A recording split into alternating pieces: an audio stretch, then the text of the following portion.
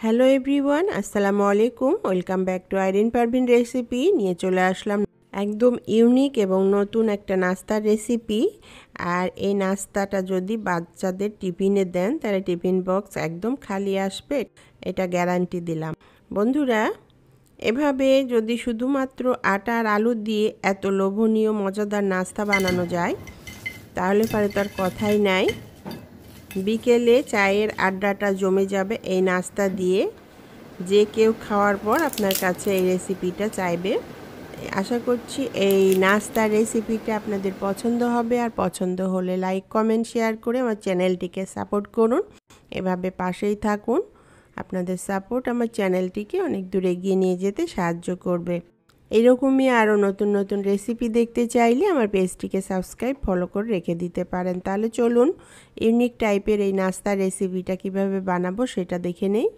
এই নাস্তাটা বানানোর জন্য শীট লাগবে। তো শীট তো সবার ঘরে সব সময় থাকে না, আর শীট হলো যে কোনো দোকানেই পাওয়া যায় না, বড় বড় মুদির দোকানে পাওয়া যায়। আবার এটা বাইরে যে নিয়ে আসাটাও একটু সমস্যা। তো বন্ধুরা, ঘরেই শীট বানিয়ে নিয়ে যদি এই নাস্তাটা বানানো যায় তাহলে পারে তো খুবই ভালো হয়। তো চলুন আগে শীটটা বানিয়ে নেই। এখানে আমি মেজারমেন্ট কাপের 1 কাপ আটা নিয়ে নিলাম। আপনারা চাইলে ময়দা দিয়েও এটা বানাতে পারেন। সামান্য একটু লবণ দিয়ে দিলাম আর 1 টেবিল চামচ তেল দিয়ে দিলাম। তেলটা দেওয়ার পর এটাকে খুব ভালোভাবে ময়ান করে নিব। একদম হাত দিয়ে ঘষে ঘষে ময়ানটা করে নিতে হবে। তো ময়ান করা রেডি হয়ে গেছে। দেখুন, কিছুটা আটা হাতের তালুতে নিয়ে মুঠ মারলে যদি এভাবে দলা পেকে যায় তাহলে বুঝতে হবে যে আটার ময়ানটা একদম রেডি হয়ে গেছে।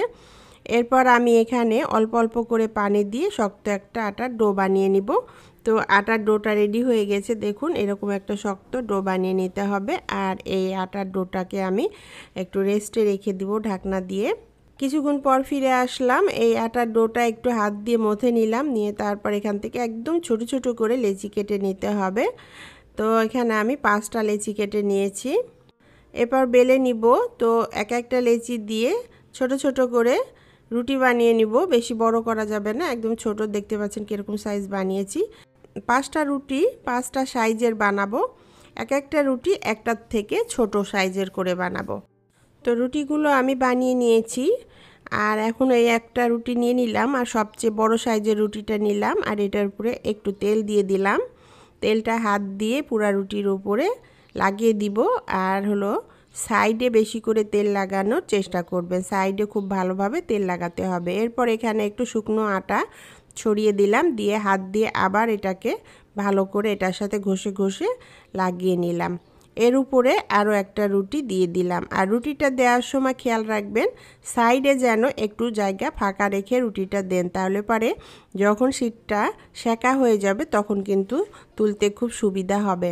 তো একইভাবে আমি 5টা রুটি এভাবে লাগিয়ে নিলাম আর একটু ফাঁকা রেখে রেখে লাগালাম।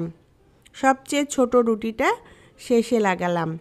আর এটা বেলার সময় চেষ্টা করবেন যতটা শুকনো আটা কম ব্যবহার করা যায় ততটাই ভালো। তো এভাবে আমি আস্তে আস্তে এটাকে বেলে নিব। আর আপনার হলো রুটি বানানোর তাওয়াটা যত বড় ঠিক সেই মাপেরই রুটিটা বানিয়ে নেবেন, নাহলে পারে এটা আবার সেঁকতে সমস্যা হবে। তো রুটিটা হালকা করে বেলে নেওয়া হয়ে গেছে। এখন আমি সেঁকে নিব। চুলায় একটা প্যান বসিয়ে দিয়েছি আগের থেকে, আর এটা গরম হয়ে গেছে। আর রুটিটা দিয়ে দিলাম।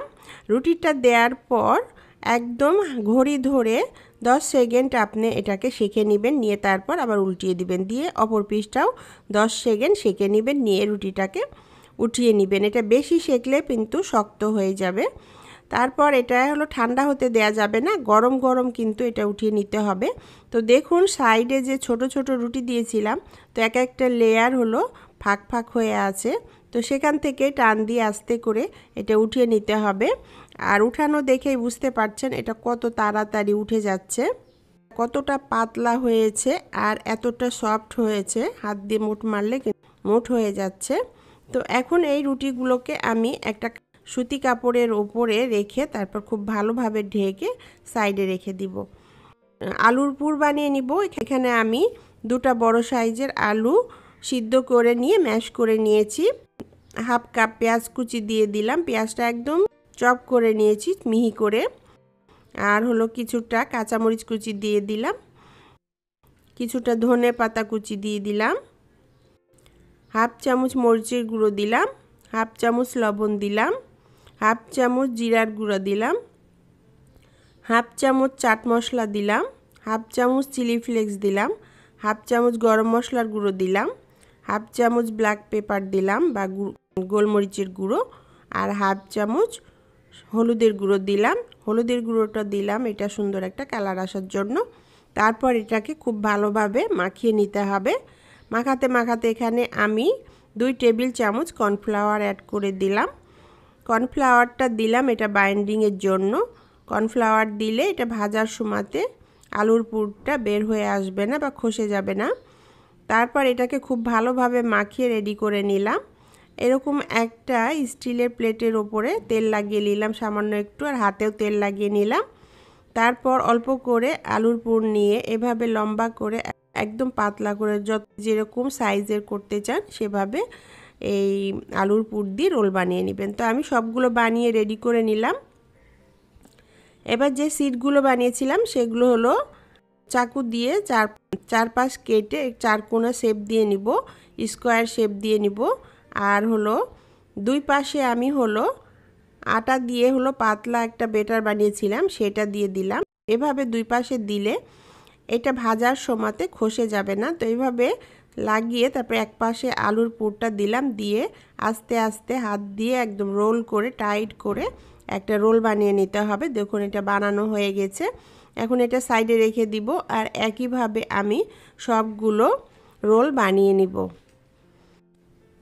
তো এবার ভাজার পালা। আমি চুলায় একটা প্যান আগে থেকে বসিয়ে রেখেছিলাম, তেলটা গরম হয়ে গেছে, একটু চেক করে নিলাম। তারপর এক একটা রোল নিয়ে এভাবে কেচি দিয়ে তেরছা করে কেটে কেটে এটার মধ্যে দিয়ে দিতে হবে। আমি তেরছা করে কেটে দিলাম, আপনারা চাইলে আপনাদের পছন্দ মতো যে কোনো ডিজাইনেরই করে নিতে পারেন। আর এটা ভাজার সময় চুলার আঁচ মিডিয়াম টু লো ফ্লেমে রেখে ভাজতে হবে, তাহলে পরে এই নাস্তাটা খুবই মুচমুচে হবে। তো এভাবে আমি কেচি দিয়ে কেটে কেটে সবগুলো রোল কেটে দিলাম, দিয়ে এখন হলো ভেজে নিব। এক পিসটা ভাজা হয়ে গেছে, উল্টিয়ে দিব সবগুলোকে। প্রিয় বন্ধুরা, এটা উল্টাতে উল্টাতে আপনাদের সাথে কিছু কথা বলে নেই। আমার পেজে যেসব বন্ধুরা নতুন আছেন এবং ইউটিউব থেকে দেখছেন সেই সব বন্ধুদের রিকোয়েস্ট করব একটা সাবস্ক্রাইব করে দিবেন। ফেসবুক থেকে যেসব বন্ধুরা দেখছেন সেই সব বন্ধুদের বলবো একটা ফলো দিয়ে দিবেন। যেসব বন্ধুরা আগে থেকে সাবস্ক্রাইব ফলো দিয়ে রেখেছেন তাদেরকে অসংখ্য ধন্যবাদ এভাবে সাপোর্ট করার জন্য। বেশি বেশি করে শেয়ার করুন, ফ্রেন্ডস ফ্যামিলির সাথে কমেন্টস করে জানান রেসিপিটি আপনার কাছে কেমন লেগেছে। ভালো লাগলে একটা লাইক দিতে ভুলবেন না প্লিজ। আস্তে বন্ধুরা সবগুলো উল্টিয়ে দিয়েছি, দিয়ে দেখুন অপর পিসটাও ভেজে নিয়েছি। অপর পিসটাও খুব সুন্দরভাবে এরকম গোল্ডেন মুচমুচে হয়ে ভাজা হয়ে গেছে। এখন আমি এই নাস্তাটাকে উঠিয়ে নিব। তো হয়ে গেল বন্ধুরা একদম ইউনিক নতুন নাস্তার রেসিপি। আপনার ঘরে যদি একটা আলু আর হলো আটা থাকে তাহলে কিন্তু এই মজাদার লোভনীয় নাস্তাটা বানিয়ে নিতে পারেন। আর হলো বিকালে চায়ের আড্ডাটা জমে যাবে এই নাস্তা দিয়ে। বাচ্চাদের টিফিনে দিলে বাচ্চারা সেই মজা করে খাবে। আর যদি গেস্ট আসে তাদেরকে যদি এভাবে নাস্তা বানিয়ে দেন তাহলে অবশ্যই আপনার কাছে এটা রেসিপি জানতে চাইবে। প্রিয় বন্ধুরা, একবার হলো এভাবে এই নাস্তা রেসিপিটা ট্রাই করে দেখুন, খুব ভালো লাগবে। ভালো লাগলে লাইক কমেন্ট শেয়ার করে আমার চ্যানেলটিকে সাপোর্ট করবেন, পাশেই থাকবেন। আবার দেখা হবে এইরকমই নতুন কোনো রেসিপির সাথে। আল্লাহ হাফেজ।